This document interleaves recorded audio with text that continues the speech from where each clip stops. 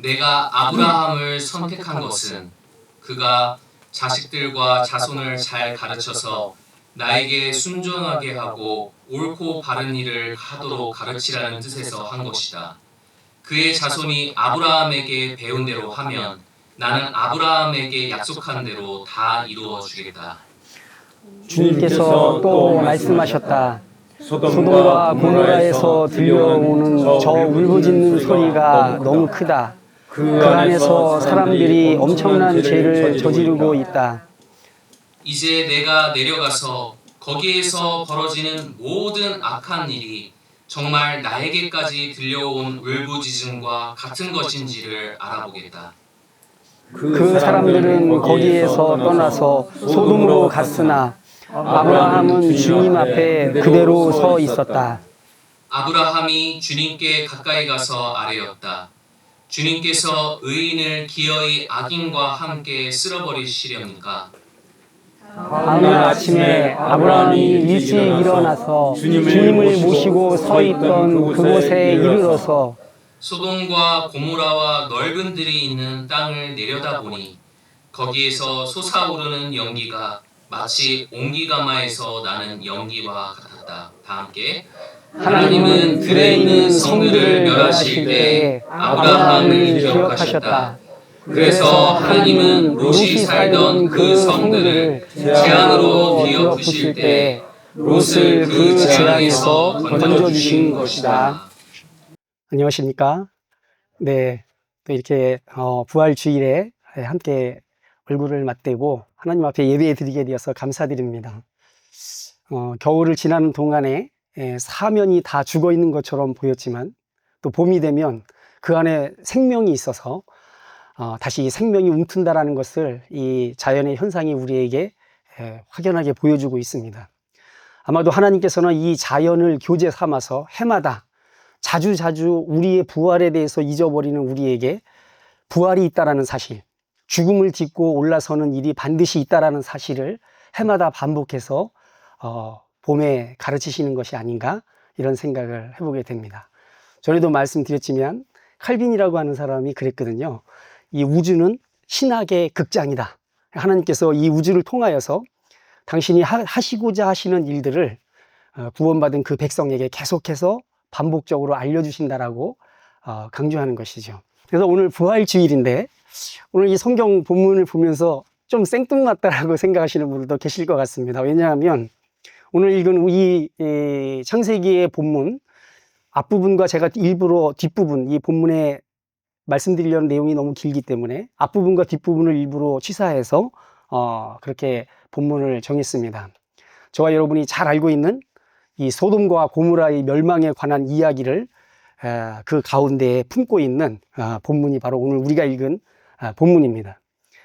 대체 이 본문을 통해서 어떻게 오늘날 우리가 흔히 알고 있는 이 기독교의 부활에 대해서 설명하려고 한다 그러면 그건 굉장히 억지가 될 수 있겠죠. 그러나 이제 우리가 한 가지 생각해 볼 것이 있습니다. 19세기 우리 이제 오늘 그 부활 찬송 막 부르면서 찬양 가운데 또 우리 목사님 앞에서 기도하실 때에도 악을 이기고 정복한 것에 관한 언급들을 좀 하셨고 또 찬송가에도 그런 가사들이 나옵니다.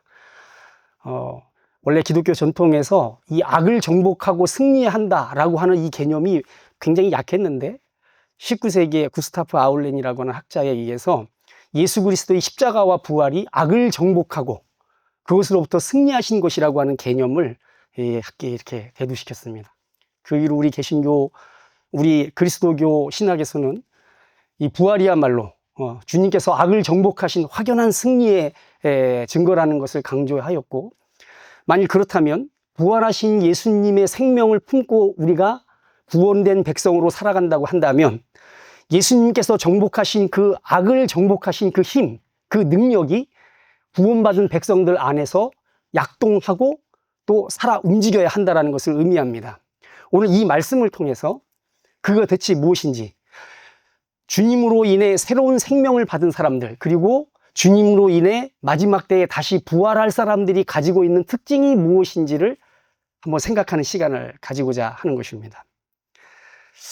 제가 이 본문을 설교하게 된 이유가 있습니다. 한 달에 한 번 제가 금요일 날 제가 일하는 곳에서 사람들을 우리 신앙인들이 같이 모여서 함께 교회에서는 차마 꺼내지 못했던 이야기들을 허심탄회하게 이야기하고 대화하는 그런 시간을 갖는데 어느 날 이제 목사인 저와 거기에 참여한 성도 한 분 사이에 논쟁이 벌어졌어요. 그 논쟁이 뭐냐?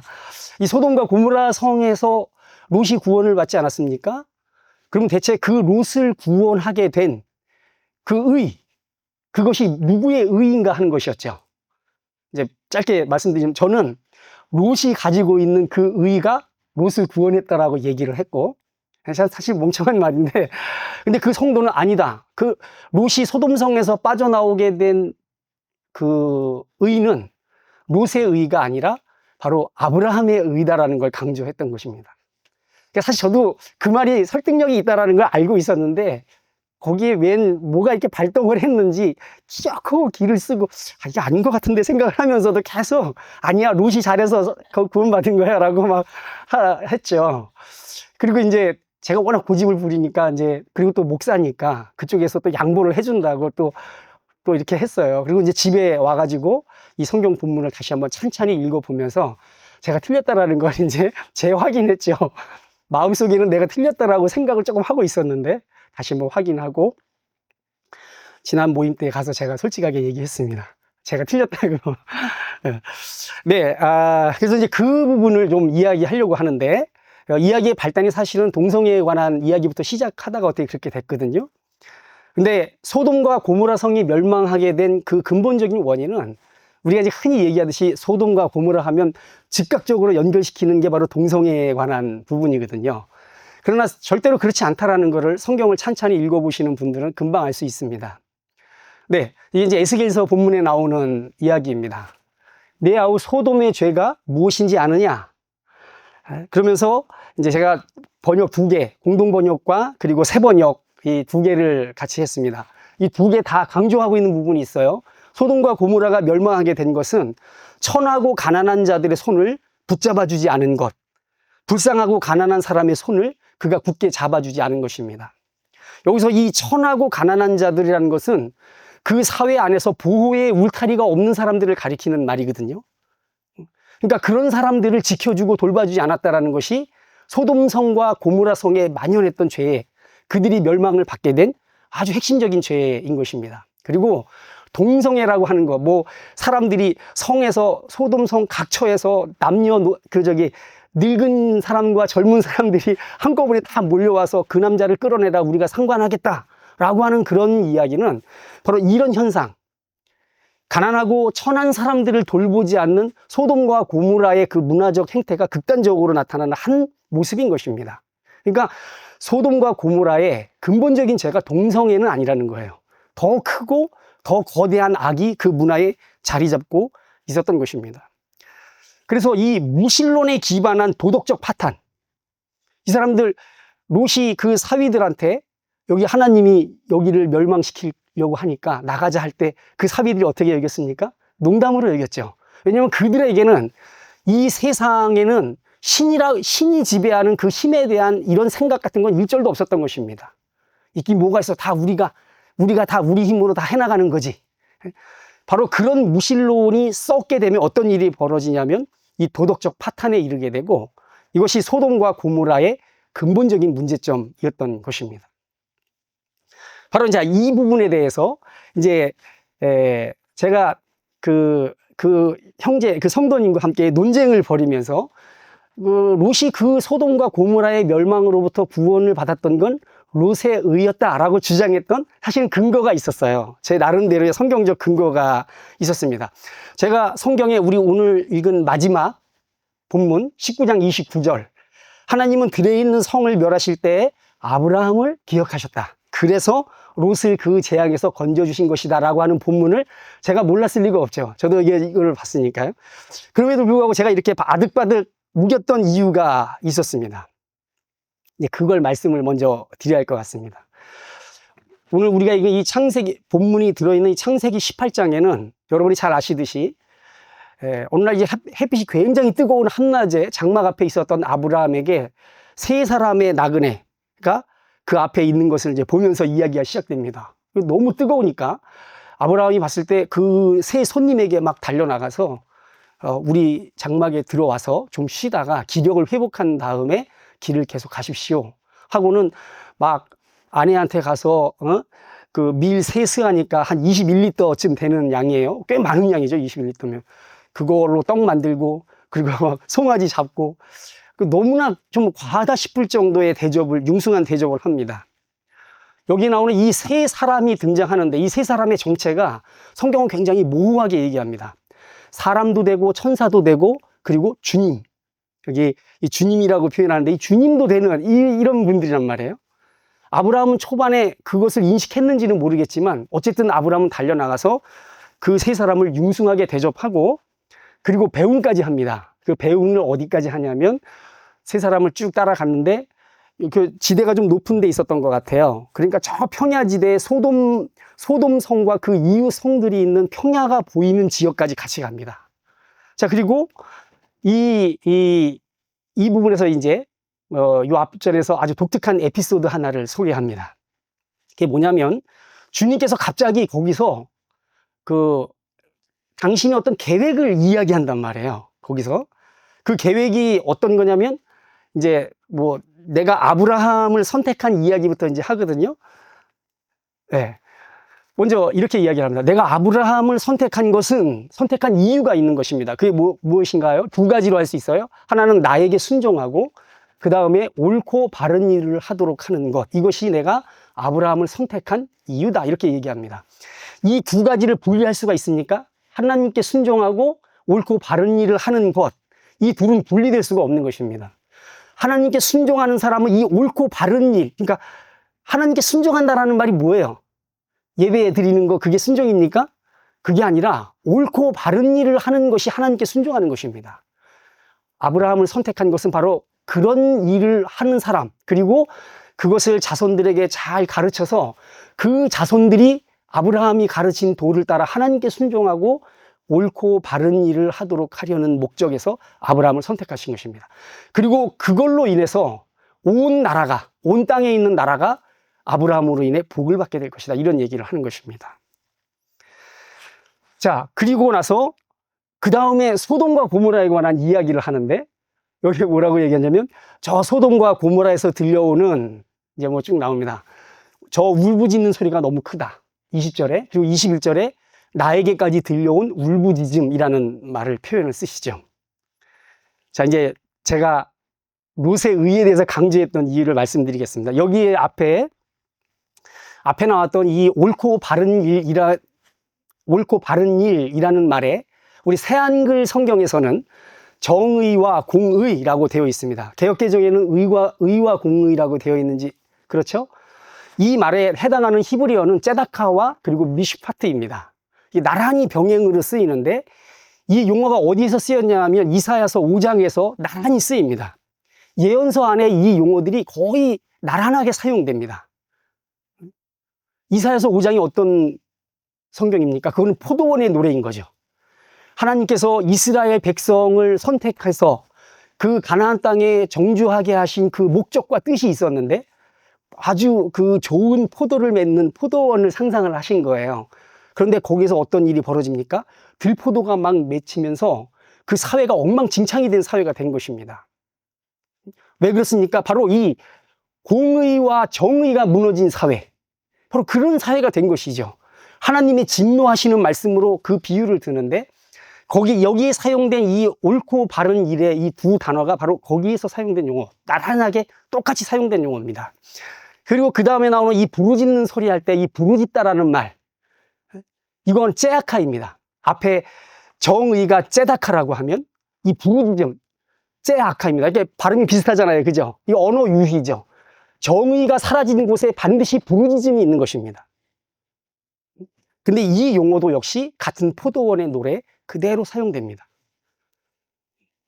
여러분, 이스라엘이 애굽에서 그 애굽의 학정에 신음하면서 그게 너무 힘들어서 하나님께 부르짖을 때 그 부르짖음이라고 하는 용어도 바로 이 째아카와 같은 말뿌리, 어근을 갖고 있는 그런 용어인 것입니다. 바로 이것이 하나님의 귀에 소돔과 고모라의 그에서 들려오는 그 부르짖음 소리를 들었고 하나님이 그것 때문에 내가 소돔과 고모라를 가려고 한다라고 계획을 막 말씀하시는 거죠. 이쯤 되면 소돔과 고모라의 멸망 원인이 동성애라고 말하는 것은 그 동성애의 반기독교성을 강조하기 위해 성경을 과잉 해석하는 것이라고 우리가 생각할 수 있는 것입니다.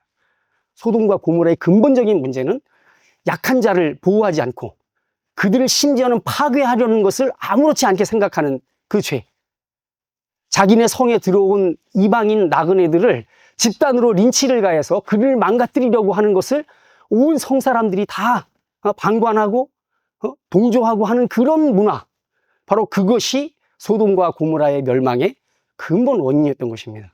바로 이 점에 착안해서 제가 롯이 바로 이런 공의와 정의의 문제에 있어서 하나님의 인정을 받은 사람이었다라는 것을 강조하다가 롯의 의가 바로 그를 소돔성에서 구원받게 만들었다. 이렇게 이제 막 때를 쓰게 된 것이죠. 하지만 이미 앞에 말씀드렸던 것처럼 제 생각이 상당히 성경적인 근거가 있다고 할지라도 오늘 본문 말씀 전체의 맥락에서 드러나는 메시지에 의하면 그거는 올바른 해석이라고 할 수가 없습니다. 왜냐하면 성경이 분명하게 말하고 있기 때문에 그런 것입니다. 바로 하나님께서 롯을 소돔성에서 구원하실 때 누구를 생각하셨다고요? 아브라함을 생각하셨다라고 명백하게 이야기하고 있기 때문에 그런 것입니다. 이 이야기, 소돔성이 멸망하는 이 이야기는 하나님과 아브라함이 서로 막 실랑이를 하고 밀당을 하는 그 이야기와 그리고 맨 마지막에 높은 곳에서 그 멸망한 들판에서 연기가 막 솟구쳐 오르는 것을 지켜보는 아브라함의 모습, 이 두 사이에 소돔과 고모라의 이야기가 거기에 배치되어 있는 것입니다. 따라서 이 19장 29절 아까 말씀 보셨죠? 그 아브라함을 생각해서 롯을 구원했다라고 하는 이 명백한 진술로 마무리되고 있기 때문에 롯의 구원은 아브라함이 하나님 앞에서 행했던 어떤 중보와 관련이 있다는 것을 성경은 분명하게 이야기하고 있는 것입니다. 여러분 중보라는 말 아시죠? 한 사람이 다른 사람을 위해서 그 관계를 이어주기 위해서 열심히 노력하는 것, 그게 중보입니다. 근데 그게 어떤 신의 심판과 연결되어서 그 중보라는 말이 사용될 때에는 한 사람에게 미칠 어떤 치명적 결과를 막기 위해서 그 가운데에서 하나님과 사람 사이를 중재하는 것을 중보라고 부르는 것입니다. 이번에 이 단락의 본문을 다시 읽다 보니까 이 창세기 우리가 읽은 게 18장부터 19장 보기인데 그 이전에 창세기 1장부터 그 이전에 나오는 모든 창세기 이야기 안에는 전혀 나타나지 않았던 이 중보의 개념이 눈에 들어오게 되었습니다. 그래서 그렇구나 라고 제가 생각을 하게 된 거죠. 아브라함이 이 소돔을 심판하시려는 계획을 갖고 움직이려고 하는 하나님을 만류하는 이야기가 18장에 나오는데 아주 여러분 어떻게 읽으셨습니까? 제가 봤을 때 아주 당돌하고 무례하기까지 한 그런 태도입니다. 특히 이 18장 25절은 아주 가관이죠. 한번 보시겠어요? 거기 보시면 이렇게 이야기를 합니다. 그처럼 의인과 악인을 함께 죽게 하시는 것은 주님께서 하실 일이 아닙니다. 의인과 악인을 똑같이 보시는 것도 주님께서 하실 일이 아닙니다. 세상을 심판하시는 분께서는 어떻게 해요? 공정하게 판단하셔야지 않겠습니까? 이 말은 여러분이 만약에 저와 여러분이 딴 사람한테 이런 얘기를 들었으면은 이거 어떤 감정이 들었을까요? 얘가 나를 뭘로 보고 이딴 얘기를 하는 거지? 이렇게 생각하지 않겠습니까? 재판장한테 가서 거기에 어떤 사람이 당신 재판 그렇게 하면 안 되는 거지 않아? 막 이러면서 이제 막 얘기를 하는 거죠. 이거 하나님 앞에서 한 인간이 하나님께 이렇게 할 수 있다는 것은 굉장히 특이한 모습인 것입니다. 어떻게 보면 굉장히 개념이 없는 인간의 모습이죠. 아브라함은 참으로 무례하게도 하나님의 도리가 뭔지, 하나님이 되려면 이렇게 해야 된다라고 말하는 거예요.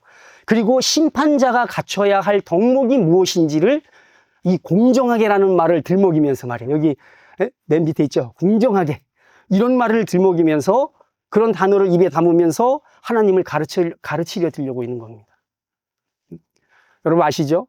50명, 45명, 40명, 30명, 20명, 10명까지 막 이 사람들 있는데 그 성을 멸하는 게 그게 맞습니까? 막 이렇게 얘기를 하는 거죠. 이것은 이렇게 막 10명까지 내려가는 이 아브라함의 협상은 상대방이신 하나님의 판단력을 의심하는 태도라고까지 생각이 드는 것입니다. 하나님 같았으면, 저 같았으면 그렇게 느꼈을 것 같아요. 정말 아무나 이런 식으로 하나님과 단판 짓는 일을 하는 게 가능한 일입니까? 하나님은 왜 아브라함이 요구하고 밀어붙이는 이 불공정하고 무례한 조건들을 계속 수용하시는 걸까요? 하나님은 아브라함의 조건에 대해 다음과 같이 말씀하십니다. 한번 보세요. 네. 이게 이제 나오는 말입니다. 여기 보면은 그들을 보아서라도 내가 용서하겠다. 그 다음에 밑에도 나오죠. 10명을 보아서라도 내가 그 성을 멸하지 않겠다. 여기서 드러나는 한 가지 사실이 있습니다. 하나님은 이 사람을 봐서 저 사람을 용서하실 수도 있는 분이라는 사실인 거죠. 여기서 우리가 발견하게 되는 건 어떤 원리가 아니에요. 하나님이 그런 분이라는 사실을 우리가 알게 된다는 것입니다. 하나님은 이 사람을 봐서 저 사람을 용서하실 수 있는 분이다. 그분이 바로 하나님이라는 사실인 것이죠. 이것은 이후에 하나님 앞에서 펼쳐지는 인간의 역사에 새로운 전망을 열어주는 하나의 사례가 되는 것입니다. 아, 그렇구나. 이 세상에는 한 사람 때문에 다른 사람을 용서하는 일, 하나님께서 한 사람의 의인 때문에 다른 사람의 이 악인을 용서하실 수도 있는 일이 이 세상에는 있을 수 있구나라는 그 전망이 열리는 겁니다. 창세기 앞에서는 그런 얘기가 없었거든요. 여기서 그런 게 열리는 거죠. 이 세계의 역사 안에서는 누군가에 의해 다른 이들의 허물과 죄가 용서받는 일이 가능하고 그런 일이 발생할 수 있다는 사실, 그 전망을 이 본문이 열어주고 있는 것입니다. 소돔성에서 롯이 탈출할 때 19장 16절에 주님께서 롯의 가족에게 자비를 베푸신 것이다, 이런 표현이 나와요. 왜냐하면 이렇게 계속 빨리 나가라는데 꾸물거리거든, 계속. 그러니까 빨리 나가라고, 지금 여기 잿더미가 되기 전이니까 빨리 나가라고 롯을 강제로 끌어다가 내보내거든요.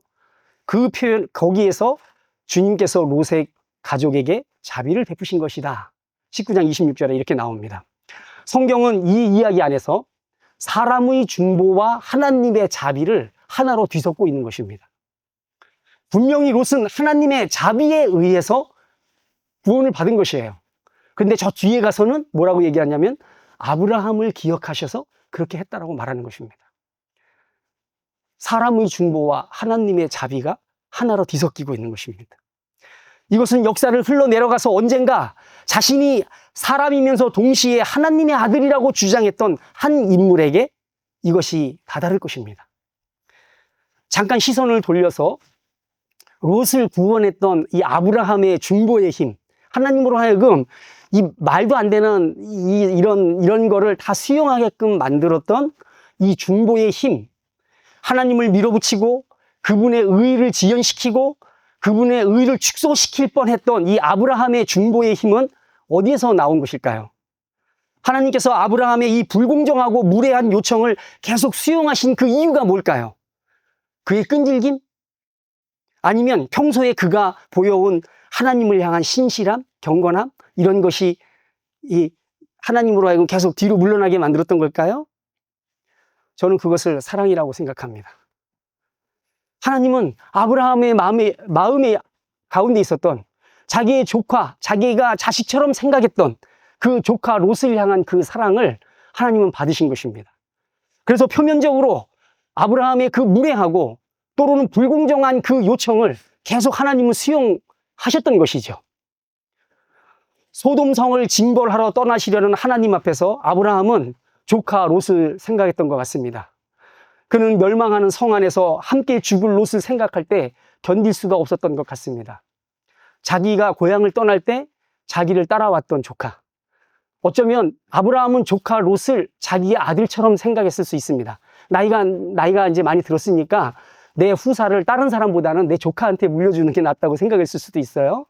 그러나 이제 우리가 이야기 알죠? 이게 그 재산이 불어나고 하니까 둘이 갈라설 수밖에 없었고 롯이 먼저 좋은 땅을 선점하잖아요. 그죠? 그럼에도 불구하고 아브라함은 롯을 향한 그 애정을 포기한 적이 없습니다. 전쟁 때문에 롯이 포로로 끌려갈 때 겨우 300명 종 넘는 시종들을 데리고 가서 그 네 나라의 왕과 전투를 벌여 롯을 구해내고 했습니다. 그리고 지금 하나님께서 그 성을 멸하러 가신다고 말할 때 하나님의 소매를 붙잡고 있는 것이죠. 그가 6번이나 조건을 변경해 가면서 하나님과 밀당을 했던 건 조카를 향한 연민과 애정이었고, 하나님은 그걸 받으신 거라고 저는 생각을 하는 것입니다. 근데 이제 하지만 만일 롯이 소돔에 거하는 사람들과 똑같은 종류의 인간들로 동화되어 있었다면 이건 얘기가 달라지는 거죠. 설령 아브라함에게 혈연으로 연결되어 있다고 해도, 그로 인해 애타는 연민으로 심판을 만류하는 중보를 드린다고 해도, 하나님에 대해서 적대적으로 삶을 살기로 결정한 자들, 그분께 등을 돌리고 그분의 뜻을 거스르며 살기로 삶을 결정한 이들에게 대해서까지 하나님께서 용서하신다라는 건 상상하기 어렵습니다. 그건 공의의 영역도 자비의 영역도 아닙니다. 그런데 롯은 다행히 그런 사람이 아니었어요. 롯은 하나님을 경외했던 아브라함과 같은 사람이었습니다. 최소한 그는 아브라함이 하나님께로부터 받았던 그 사명 안에 포함되어 있었던 사람이었습니다. 아브라함이 받은 사명이 뭐였어요?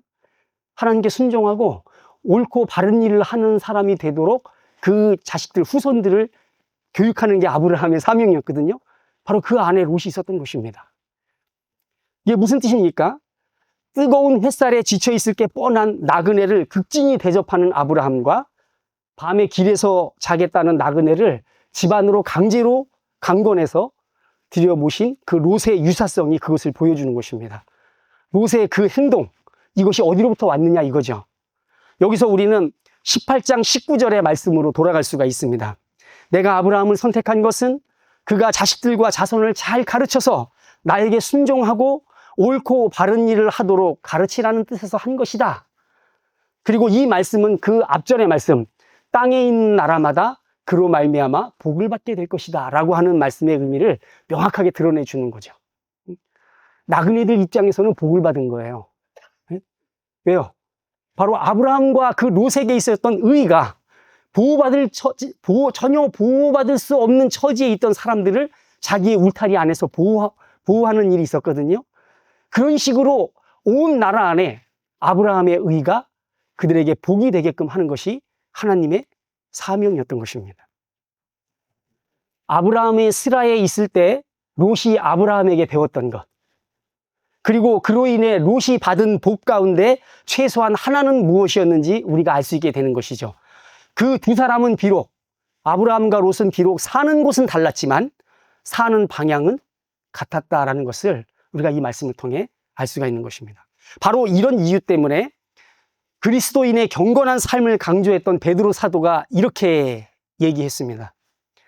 소돔과 고모라 두 성을 잿더미로 만들어 멸망시키셔서 후세에 경건하지 않은 자들에게 본보기로 삼으셨습니다.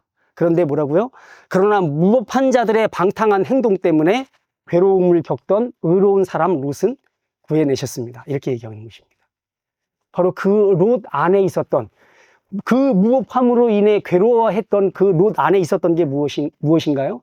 그것은 바로 아브라함에게 있었던 하나님을 향한 순종과 옳고 바른 일을 해야 한다라고 하는 사명감, 바로 그것이 롯 안에 있었다는 것입니다.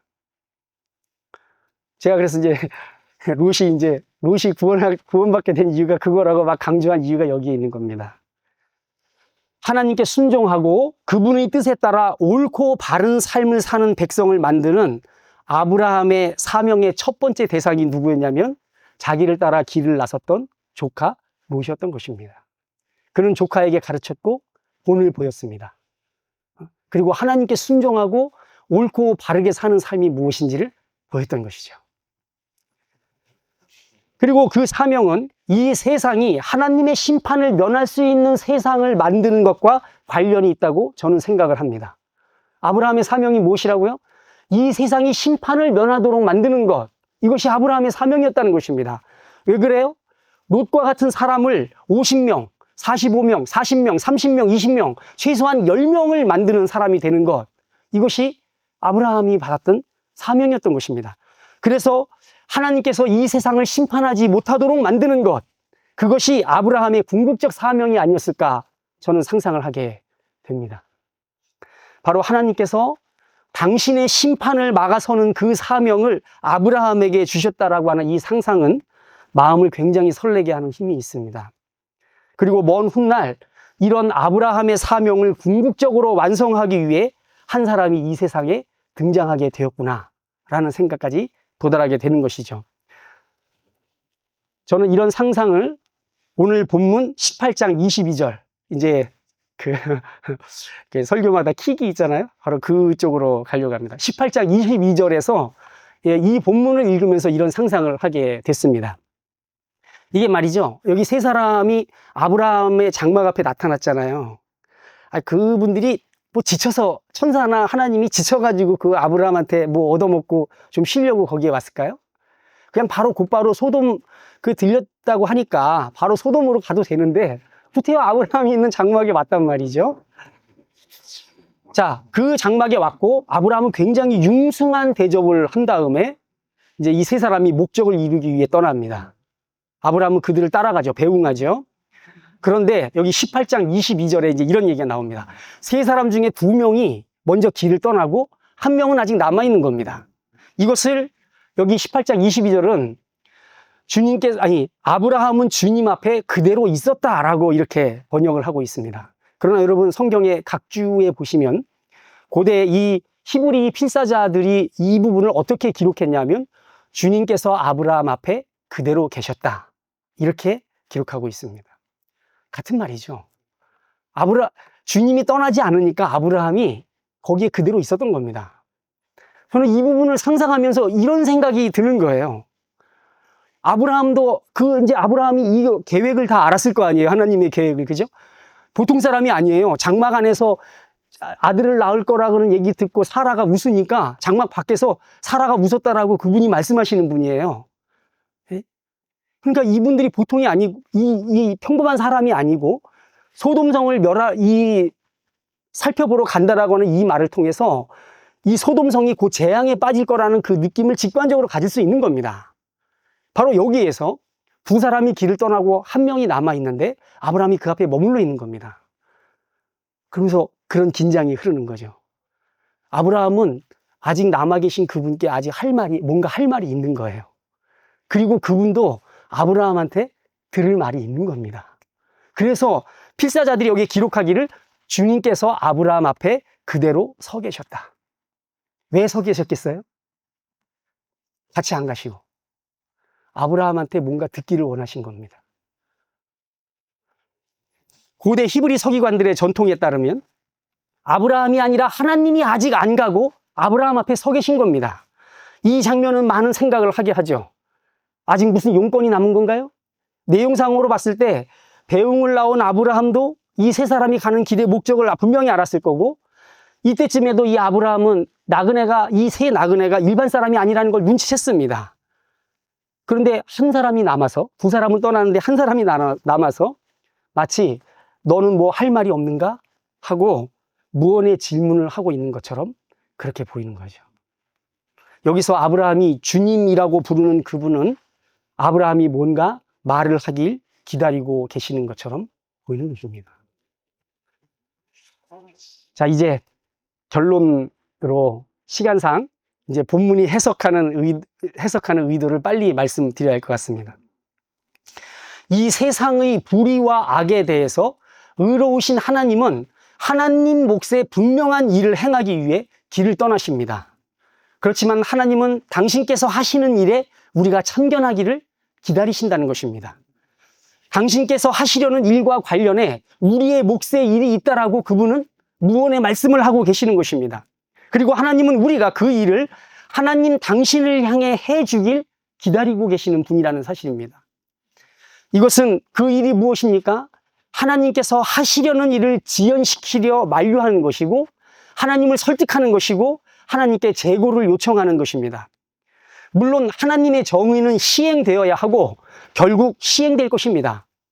다른 이들을 울부짖게 만드는 악한 자들을 심판하지 않는다면 그들에 의해 희생당한 사람들의 피가 이 땅에서 하나님께 끊임없이 호소할 것이기 때문에 하나님은 반드시 당신이 하려는 일을 하셔야 합니다. 하지만 10사람만 있어도 그 땅이 심판을 면할 수 있다는 희망을 포기하지 않는 것, 하나님으로부터 사명을 받은 사람들이 하나님을 향해 해야 할 일인 것입니다. 하나님은 그것을 기다리시느라 아직 떠나지 않고 우리 앞에 머물러 계신다는 것입니다. 이 세상은 아직 심판 전입니다. 어쩌면 임박해 있는 줄도 모르죠. 이 세상은 하나님을 알지 못하기에 신의 심판 따위는 농담으로 여길지도 모릅니다. 롯의 경고를 농담으로 여겼던 그 예비 사위들이 그랬던 것처럼 말입니다. 하지만 아직입니다. 이 말은 하나님께서 우리 앞에 아직 서 계신다라는 뜻이기도 합니다. 우리가 무슨 말인가 하기를 기다리면서 말이죠. 나한테 아직 뭐 할 말 없어? 하나님이 아직 안 가고 기다리시는 거예요. 아브라함이 뭔가 당신에게 말해주기를 기다리시는 겁니다. 이 무정하고 완악한 세상의 소식에 마음이 지쳐있지는 않으신지요? 저는 뉴스 보기 너무 힘들어서 뉴스 안 봤어요. 그래서 지난번에 여기 나와서 설교하면서 인사할 때 그 전날 그 안전공업에서 화재가 나서 사람들 죽은 그것도 제가 모르고 그냥 언급도 안 하고 그냥 지나갔습니다. 마음이 너무 힘든 거예요. 이 완악한 세상의 소식에 마음이 지쳐 있습니다. 이제 이 세상은 소망이 없고 남은 건 하나님의 심판밖에 없다는 생각이 들지는 않으십니까? 이런 일종의 자포자기 때문에 우리의 영적 기력이 바닥이 나고 그에 따라서 기도할 힘도, 기도할 내용도 없다라고 느끼지는 않는지요. 그런데 하나님은 아직 우리 앞을 떠나지 못하고 우리가 무슨 말인가 하나님께 해주시기를 기다리고 계십니다. 마치 이제 숨이 끊어지려고 하는 그 힘겨운 상황에서도 자기를 조롱하는 이들을 보면서 아버지 저들을 사하여 주옵소서 라는 기도를 끝내 잊지 않으셨던 그 어떤 분처럼 우리가 뭔가 하나님께 말해주기를 하나님이 기다리고 계신다는 것입니다. 무기가, 돈이, 에너지가, 권력이 희망이고 미래처럼 보이는 시대에 우리가 살고 있습니다. 하지만 아닙니다. 이런 것들이 우리 인류의 희망이 절대로 될 수 없습니다. 그것들이 우리 인류를 계속해서 앞으로 살아가도록 만드는 그런 힘이 될 수 없는 것입니다. 우리를 번영케 하고 안락하게 만들고 평안을 지켜준다고 여기는 그것들이 오히려 다른 누군가의 눈물과 피를 흘리게 만들고 그곳에서 울부짖는 소리가 하나님의 보좌에 도달하게 만드는 것들이 되고 있는 시대에 우리가 살고 있습니다. 저와 여러분이 사는 바로 그 지역이 지금 여기가 소돔과 고모라인 것입니다. 모든 나라에 복이 임하도록 하겠다라고 하는 이 하나님의 사명을 받은 사람들, 십자가에 달리신 예수 그리스도의 뒤를 따르는 그리스도인들에게 있어서 이 심판의 전야와 같은 이 시대에 유일한 희망이 있다면 그것은 사랑입니다. 예수님께서 십자가를 통해서 그리고 십자가 위에서조차 보이셨던 바로 그 사랑인 것입니다. 그리고 그 사랑은 하나님의 심판을 옹호하고 지지하고 기대하는 그런 사랑이 아니라 당신의 일을 하기 위해 길을 떠나신 그분의 소매를 붙잡는 사랑. 그것이 우리 인류가 가진 유일한 희망인 것입니다. 그리고 하나님을 머뭇거리게 만드는 그 사랑이 바로 하나님 자신으로부터 나온다는 이 아이러니한 사실을 우리 그리스도인들이 이해하고 그 일의 중요성을 깊이 생각해야 하는 것입니다. 그리스도인이 되었다는 것은 죄 안에서 죽어 있었던 우리가 새로운 생명, 예수의 생명으로 새로운 삶을 살아간다는 뜻 아니겠습니까? 그 새로운 생명이 하는 일이 대체 무엇입니까? 그것은 사랑하는 것이고 그 사랑은 우리로 하여금 하나님의 옷깃을 잡고 뭔가 그분께 말씀드린다는 것을 의미하는 것입니다. 왜요? 바로 하나님이 당신이 우리가 당신을 향해 뭔가 말해주기를 기다리고 계시기 때문에 그런 것입니다. 이제 마지막 때에 저와 여러분이 무덤에서 일어나 새로운 세상으로 걸어 나오게 될 때 그 세상에는 말이죠. 그런 사람들로 가득한 세상이 될 것입니다. 어떤 사람들이요? 하나님의 소매를 붙잡는 사람들. 잠깐만요, 하나님. 잠깐만요. 기다려 보십시오. 제가 하나님께 드릴 말씀이 있습니다. 이렇게 말할 수 있는 사람들이 가득한 세상. 바로 그것이 하나님이 다스리는 부활의 세상이 것입니다. 우리가 눈 뜨면 바로 그런 사람들과 함께 그 가운데 있게 되는 것이죠.